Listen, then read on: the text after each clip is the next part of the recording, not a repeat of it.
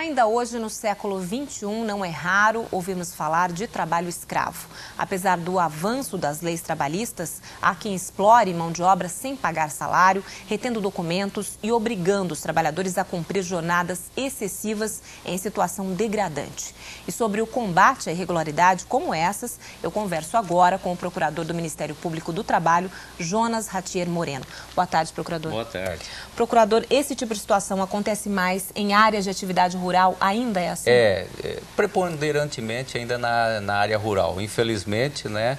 E geralmente na exploração aí, né, de limpezas de áreas para pastos, né, ou plantios de agricultura. Em Mato Grosso do Sul, são as carvoarias ainda são as grandes vilãs? Infelizmente ainda a atividade do carvoejamento ela não tem sido tratada de uma forma mais responsável, né? É uma atividade, ela é temporária e geralmente o explorador conta que nessa exiguidade de tempo não apareça a fiscalização ou que alguém não denuncie. Infelizmente ainda os trabalhadores eles estão desamparados nessa área, tá? Agora, esses números, como é que eles estão hoje? Houve uma redução nesse sentido? Com o tempo... redução de denúncias ou redução da situação Nós temos real? como marco histórico Mato Grosso do Sul as carvoarias da época da região de Rio Pardo, que tinha atividade de eucalipto muito intensa naquela área e muitos eram as carvoarias. Lógico, daquele período para hoje, reduziu bastante a atividade de carvoejamento.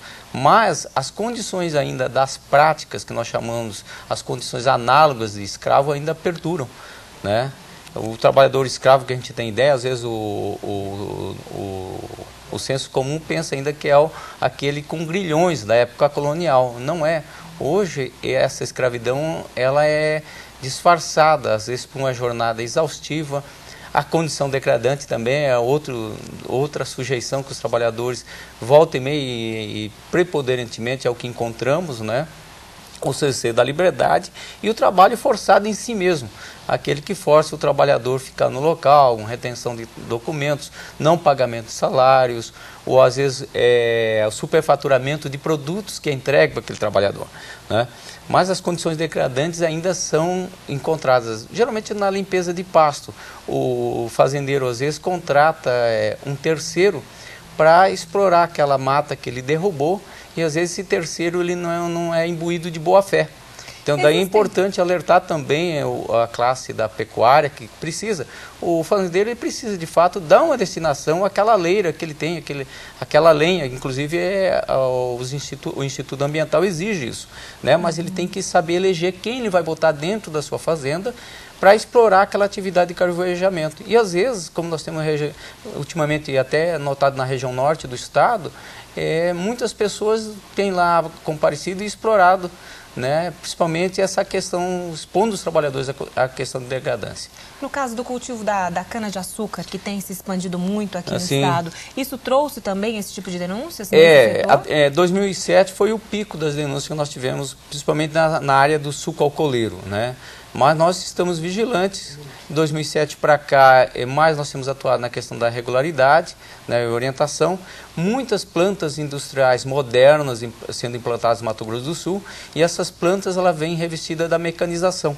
Quer dizer, já não vai precisar da mão de obra humana para o corte da cana, né? Então isso tem minorado o problema. E me parece que é uma promessa aí de substituição da mão de obra pela mecanizada a curto prazo, né? Agora, para a gente encerrar, eu queria que o senhor falasse como fazer essa denúncia da maneira mais informal possível e como é que vocês têm feito o trabalho preventivo para tentar não chegar a essa situação. O trabalho preventivo sempre na orientação do trabalhador, né? Que ele busque o sindicato, as autoridades locais, o Ministério Público, né, Defensoria Pública, todos os órgãos que estão situados na região, ele pode buscar com tranquilidade. Vocês trabalham, inclusive, com uma cartilha, né, de orientação. Temos cartilha de orientação e temos o 0800, que é um grande instrumento para o trabalhador, né, que é o 0800 647 5566, que vai ter uma linha direta com o trabalhador.